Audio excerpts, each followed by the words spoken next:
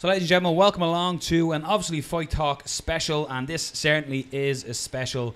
And we tend to do these when we have great guests lined up that aren't available on the days that we record, and it doesn't get much better than the veteran voice of the Octagon. We are now joined by Bruce Buffer. So Bruce, thanks a million for taking the time to come on to us today on obviously Fight Talk. Oh, it's my pleasure. My pleasure, Noel. I'm right here for you, brother. Bruce, a lot of people know you now as the most charismatic, passionate, entertaining ring announcer in the world. Your passion just jumps out of the screen at every UFC event. But before we get to that, I want to almost go back to the early days as a young Bruce Buffer. So a lot of people, if they've read your book, and I recommend anybody to read your book, would be, you come from a fighting background. You have a really strong family background in fighting. Yeah, very strong. Something that even my brother Michael Buffer, wasn't aware of before we met each other later in life, is that my grandfather, Johnny Buff, is in the history books, was the flyweight and bantamweight champion in boxing in 1921. He held 2 titles. And literally, my dad introduced me to fighting and the sport of boxing right out of the womb. I was watching boxing before I could walk, before I could talk. I was standing there in front of the TV. That was his ritual on Saturdays. And he was teaching me aspects of boxing and street fighting by the time I was even 5 years old. My dad was a Marine, U.S. Marine, served in World War II in Korea, and taught drill instructor, taught hand-to-hand combat and the whole bit after the wars were over, and obviously kind of instilled over into his personal life to his sons, my brother Brian and I. When you were younger, was that something, when you watched boxing and you watched combat sports, did you immediately think, I want to be in this business? No, I didn't think about being in the business. I just thought how much I loved watching boxing, and then I just loved how much, even when I trained in it at an early age, it just kind of like caught on. Fighting just became a second thing for me, just like sports. And it was all, again, we're all a subject or an example of our parents, so it's a matter of what our parents show us the way, and that's one of the ways I was shown at a young age. And a lot of people don't realize as well, you're quite a well decorated combat fighter as well. You have, I believe you're a 2-time black belt. Am I correct in saying that? Yeah, I'm a 2nd-degree black belt in the art of Tang Soo Do, which is the brother to Taekwondo in Korea, and that happened to be Chuck Norris's first fighting art, the fighting art he excelled at when he was in the Air Force over in Korea. And I started training in that after I started training in Judo. I started training in Tang Soo Do when I met Chuck Norris's fighting partners over in California when I moved to California at the age of 15, and then it was on from there. Something as well that I'm sure is a benefit to you is being experienced in fighting and having fought and sparred and being in the gyms. Do you find that aids what you do? As in, does that, because in a way you can appreciate exactly what the fighters have gone through. You've the blood, sweat and the tears. So in a way you want to give them the glory that they should deserve after such a hard camp coming into a fight. Well, you actually put it exactly as I would say it in my own words, is that that's really the whole thing right there, because I've grown up around fighters. I've worked around fighters for almost 25 plus years now. I even managed a couple of fighters. Initially, the first fighter I managed was into my first UFC, where I announced, which was UFC 8 in Puerto Rico, February 16th, I think it was, back in 1996. And if I think, 96, which means that my 22-year anniversary in the Octagon is next month. So with that being said, I managed Scott Ferrazzo. I also tried to work with a heavyweight boxer and was training at the training camp down in Phoenix with a young Fernando Vargas and a whole bunch of fighters, training with the Duva family, who own the Main Events boxing promotion. So I've watched fighters in their background. I've watched them in training. I've watched them in defeat. I've watched them in loss. I'm friends with them. I've seen what happens in their personal lives. I can't help but feel passionate and to give them everything I've got every night I step in that octagon. Being such a big combat sports fan, what was your immediate thoughts when you seen mixed martial arts, or no holds barred, whatever it was called at the time? Well, it was a spectacle back then, and when I saw the first UFC 1, I thought, you know what? This is for me. This is my kind of world. I mean, I fought like that, not in a cage, but, I've had a lot of experience watching, involved in, fights myself. And I'm not trying to sound like a big fighter or anything. We've all had those experiences. But I've taken them really to heart. And when I watched it, I thought, okay, this is like blood sport, who's the best style, what's going to win. And I was fascinated by it. Then it got a little unruly around, the UFC 3. And I thought they really need to, get some rules in here and start working with this, because I don't know how long this is going to last like this. And that pretty much was the thought process, I think, even with the people that owned it, because then the rules started to be put in place. You had people like Big John McCarthy and others, you know, that were really doing everything they could to get rules into place. And then eventually it was named and coined the term mixed martial arts. And we went from spectacle to sport, which was so needed. And then in 2000, when Dana White and the Fertitta brothers took it over, I knew that that was the golden grail that we were looking for, the golden ring, because we were actually on the verge of just going out the door and being kept underground. That's something, you know, as well. It's almost a story as well of the Ultimate Fighter season 1. That was almost like the last roll of the dice, to use a Vegas terminology. Is they really invested everything in Spike to go do season 1, and I can only imagine if this was now, Bruce, in this time with social media, can you imagine Twitter blowing up, Facebook, Instagram, when Bonner Griffin went down? So just how important for UFC and mixed martial arts in a whole was that night? That was the pinnacle night that created the future that we're all enjoying right now, because you're right. As I even mentioned in my book, It's Time, you know, back then, Lorenzo Fertitta supposedly turned to Dana White and basically said, hey, it's time to sell. You know, we're $44 million in the hole. We've got to do this. We just can't keep draining money. Dana got an offer, you know, under $10 million for the organization. Lorenzo decided not to go that route, rolled allegedly $10 million on the Ultimate Fighter series, and it all came down to that one night. And quite frankly, that's a night that even the best scriptwriter in Hollywood couldn't write any different. We witnessed, as we both know, between Bonner and Griffin, what was then one of the most exciting fights. The ratings, people were going to the channel. It went up over 10 million viewers. Yes, that was the night that saved the UFC and catapulted it on to where it began going. And in essence, we made Spike TV back then, and Spike TV helped make us to the point where we were at, which was an excellent combination. I think as well, when you look back at it as well, now I have to admit I was refreshing when I knew you were coming on today, but when you look back at that, you can see your delight as well when it ends. When Stephen Bonner also got the contract as well, you could see your delight in the background. You know, sometimes you have to realize that when you're so passionate about something that you go out of character. That's an example of me jumping out of character.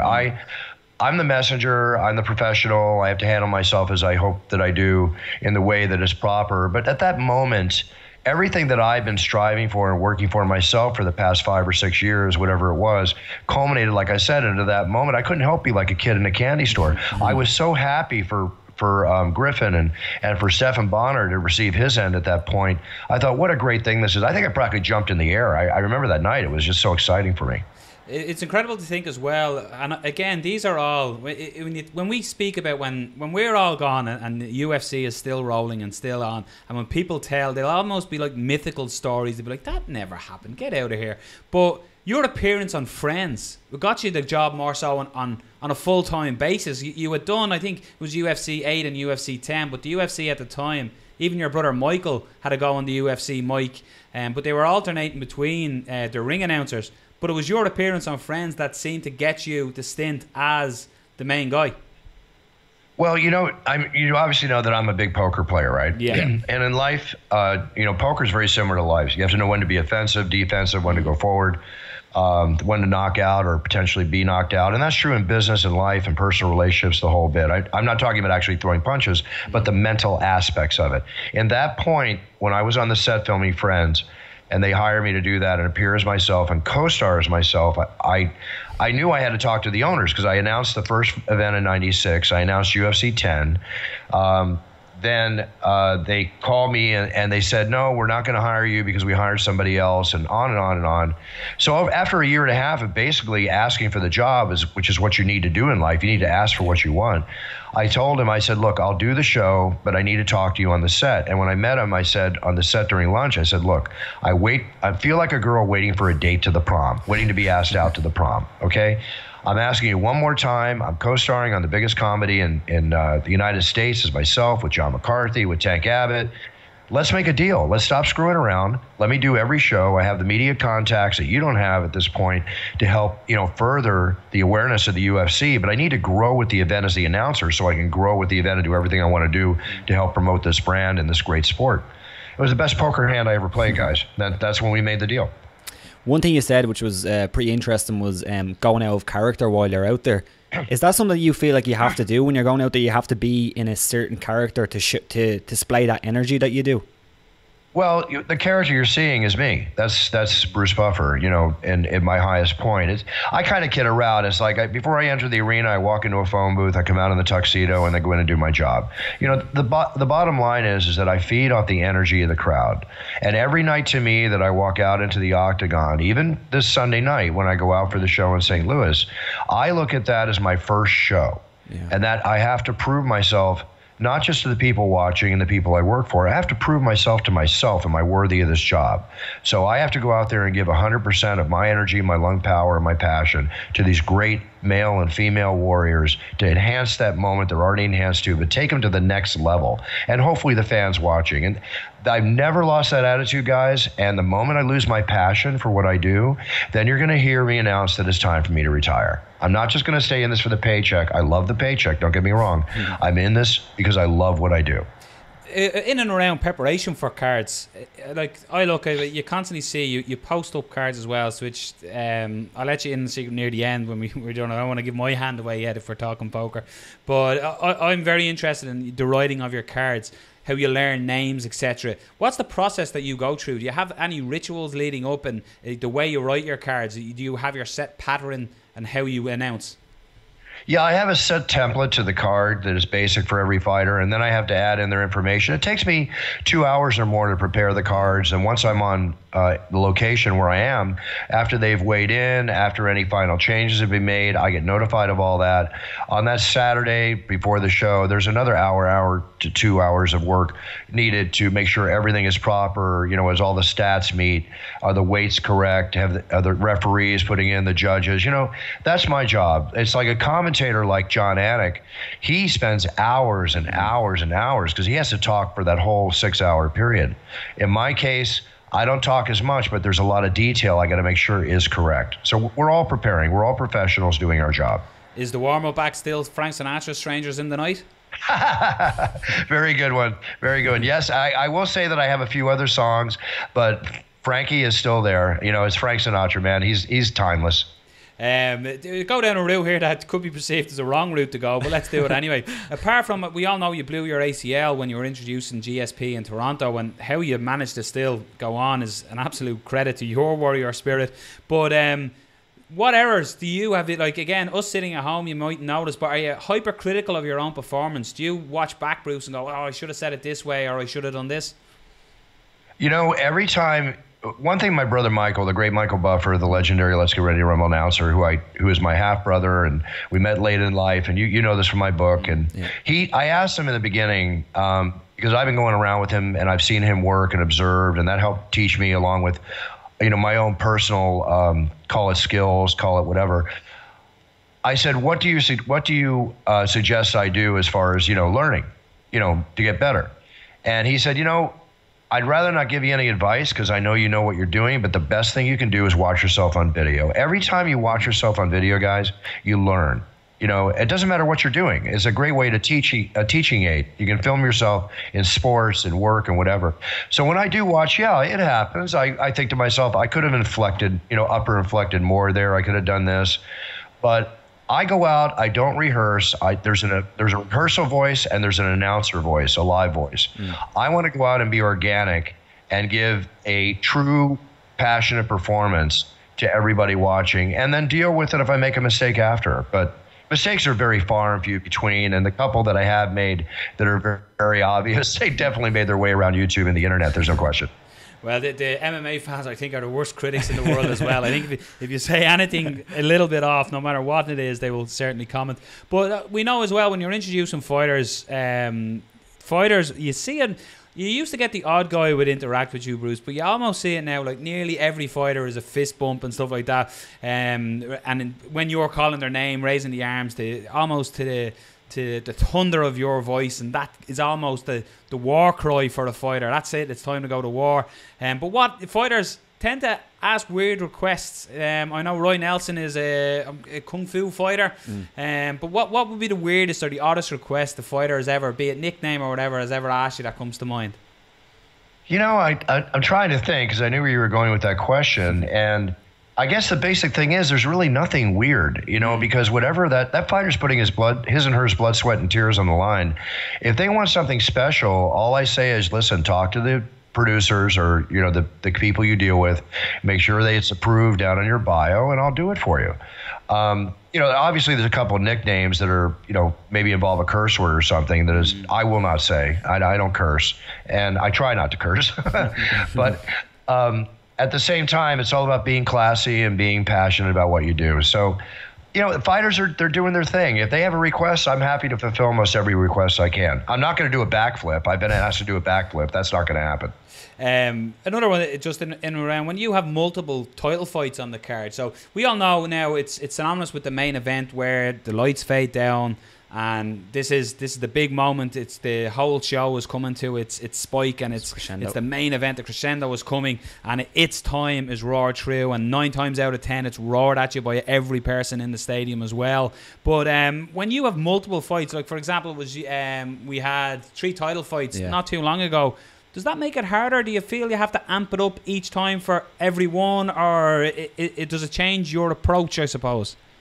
It changes the approach to a degree, because if you watch the very first fight of the night, I give it the bravado, I give it all the excitement I can. I might not jam my body into a fast 45 or 180 degree turn. I build it up. Each fight builds with excitement and crescendos into the main event. So in a night where there's 3 championship fights, they each have to get maximum. So I try to go at them each with maximum energy, but that main event, I still save that extra 20% to take it that much more over the top. And of course, it's a little easier because at that point, there's a lot more for me to read as far as sponsors. There's a lot more for me to read as far as the commission and everything, involved that night. So it's a build-up, guys. Everything is a build-up into a crescendo and a climax.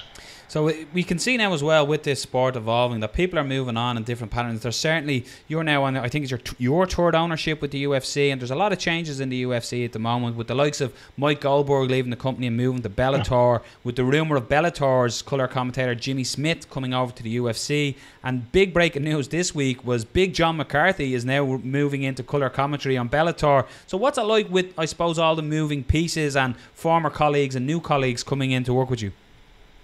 Well, this is life, guys. Life is all about people coming and going. You have people come into your lives, they go out of your lives. In this business, there's great relationships created.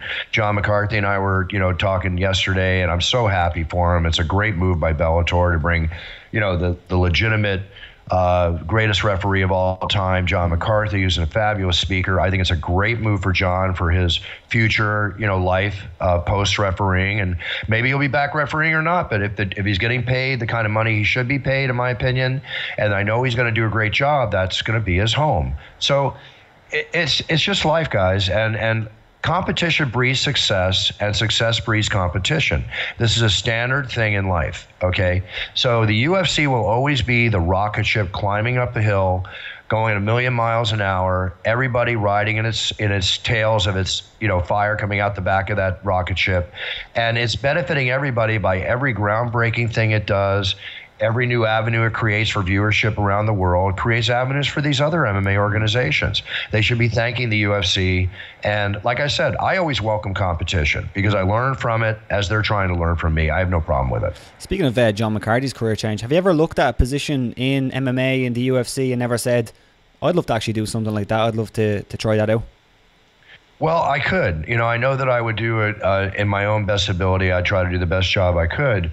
But quite honestly, I'd be looking in that cage and saying, I need to get in there and move. I need to get in there and get excited. I need to get in there and pump this crowd up. My job is the announcer. That's who I am, guys. That's my role in mixed martial arts. And that's the role I started with. That's the role I will retire out of the Octagon with. UFC 93, I believe it was UFC's Dublin card where you were on the mic. And a certain young pup from Dublin called Conor McGregor basically told you to remember his name, that you'll be saying it one day.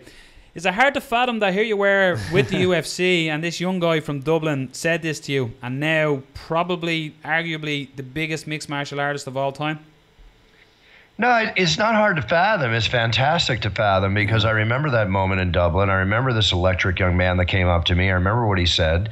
I've talked about it many times in an interview. And the thing I love most is that Conor, who I respect and like, very much, Conor came from nothing and proved that you can come from 4.5 years ago, whatever, making 188 euros or whatever it was a month on Irish welfare, and go and make a deal where you create a deal and you make over $100 million.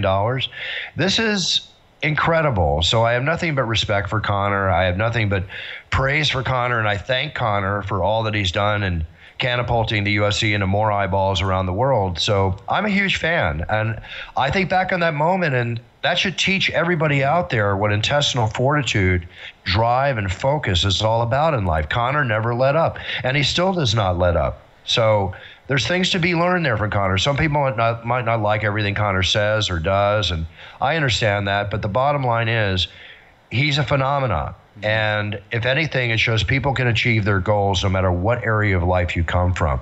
So in that motivational aspect, thank you, Conor McGregor. And thank you, Conor, for much more than that. And as well, Conor McGregor calls himself as well Mystic Mac. It could be said that it's Mystic Buffer, because you said you were picked up on your live mic, was picked up after he knocked out Jose Aldo, saying this guy is going to be worth $100 million someday. Bold prediction, but it came true. It's amazing. I look back on that, actually. I'm not blown away. I truly believe that, and it came true. And I think it was only about 2 weeks or a short period of time after that Lorenzo Fertitta, the then owner of the UFC, made the same exact comment. Yeah. And look, all I know is, guys, it came true. It didn't come true because I said it. Yeah. I certainly didn't make any money off what I said. But the bottom line is it happened, and very cool for Conor. I know you're short on time. Just one quick question. Do you have a prediction of what's next for Conor McGregor? Does he return to the UFC? What's his next fight? I truly believe that, I think all of us, for me in particular, the whole boxing thing, which was great and very profitable for everybody. We all got, in America, we got our $100 worth of entertainment that night. But I think Conor McGregor, based on him getting what he wants financially and it all works out, he needs to get back in the Octagon. Now, if he chooses to go fight another boxing event, it'll never make $100 million off another boxing event, but it easily could make tens of millions of dollars given the right opponent. You know what? That's his choice. It's all a question. $100+ million can change the attitude of anybody. Yeah. I mean, how hungry are you after you're sitting on $100 million? So that's what we're going to see. But I have a feeling that Conor, who I've heard even from people close to him, really has a dream of being a billionaire. You're going to see Conor fight again, but I would have to guess it's going to be in the Octagon. Hopefully so. Bruce, I have to say, for me, this has been an absolute treat. I'm sorry letting the cat out of the bag. You're an inspiration myself. I am a ring announcer here in Ireland, so you're somebody that I look up to. I certainly don't copy, but I would look to for inspiration in your style. So keep doing what you're doing, entertaining the masses. For me, there's nobody that compares to you. As much as your brother Michael is incredible in the boxing scene and the Let's Get Ready to Rumble is epic, when it is screamed, it's time, the hairs will stand up on the back of my neck every time. Like I said, it's like the war cry for fighting, and it's been an absolute pleasure to speak with you today. Noel, your words are so kind, and I appreciate them so much. It's the 22 years of effort I put into helping build this sport and doing what I do and perfecting to a point what I do. That your words make it all worthwhile, and I thank you very, very much for that. And being a ring announcer, that's great. I'm glad to see it. You know what? Send me a video of your ring announcing. I'd love to see how you work. Yeah, certainly. You got my email. Shoot me over one. Let me take a look. Make sure you say hi to me. I'll buy you a pint when I see you next time I'm over in Ireland, because I'm a Guinness freak, guys. Guinness all the way. It's you see me. I'm buying the Guinness. We're gonna have a good time. Is that a clue that the next time we come to Ireland that Bruce Buffer's going to be on the mic? Let me just say, I want to be on the mic. I haven't been told of the next Irish show, but they all know I want to be there. Yeah. And trust me, let's put it this way. The only reason I'm not there is because a decision was made by somebody other than me. Yeah. I will always go to Ireland. I love Ireland. I love the people. I always have a great time when I'm there. I can't tell you enough about all the good times I've had at my trips to Ireland. So you guys are great fans. I mean, there's some places, countries that fans stand out more than others. And I got to tell you, you guys make a lot of noise, 4 times as much as those people in the arena. And I love every second of it. It just motivates me to do my job. That's incredible. That's great. It's brilliant. Hey, let me tell you guys something I have special for you. I do a lot of this for fans in Ireland. I get a lot of orders. If you go to brucebuffer.com, I've made it very affordable compared to the money I've been paid in the past. But I do championship introductions, like as if you're in the cage getting ready to fight your, for your championship.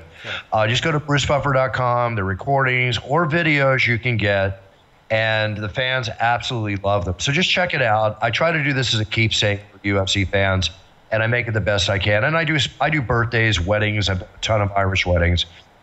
It's incredible, and the reaction I get from the fans puts tears in my eyes and makes everything worthwhile. And I give a large portion of the income that I receive to animal, children, and military charities. Excellent. We'll put a link in the description as well. Yeah, we'll put a link on the description. And again, Bruce, thanks a million again for the time. It's been an absolute pleasure speaking to you. Best of luck at the weekend, and we look forward to seeing you back in the Octagon again.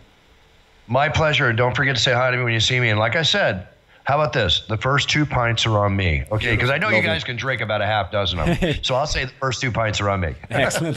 I'm susceptible to 1 or 2. I'll send you a video of me announcing as well, and critique me and give me any pointers. It'll be hugely appreciated. Yeah, I'll take a look at it. And also with the Guinness guys, we got to have a little Irish whiskey. It's called a Boilermaker here in the United States. You got me there. They both complement each other. Absolutely. Absolutely. All right, cheers, mates. Best for 2018. Thank you so much again for your kind words. A pleasure being on the show. All the best, Gentlemen, Bruce. Take care. Bye-bye. Take care. Bye-bye. Cheers, boys. Take care. There we are, speaking to the veteran voice of the Octagon, the man, the legend that is Bruce Buffer. I'm surprised you kept it together when you said your name. If you're looking at me, I have the biggest grin on my face, because that is, for me, that's a bucket list. That's speaking to the top of the food chain and what I do outside of this podcast, ring announcing. But it's not just that. I know the first thing you're going to do when you leave here. Yeah, get a video of myself and email it to Bruce Buffer. Yeah. But no, that aside, Bruce Buffer is an absolute legend in mixed martial arts. And like I said, its time is the war cry for mixed martial arts. And an absolute pleasure speaking with Bruce Buffer. This has been an Obviously Fight Talk special. A shout out to Fight Star Ireland, the Fighter's Choice, to MMAmix.com. They're obviously good because they're with Obviously Fight Talk. And to feelsupreme.co.uk. Go check them out and use air code Fight Talk to get 10% off all products. Rob. Noel. It was Bruce Buffer. Bruce the Buff. It's over. Check out latest episode as well, and subscribe, and get on Bruce Buffer if you're getting married or anything like that. Bruce Buffer to call you. What else? She'll love it. Peace.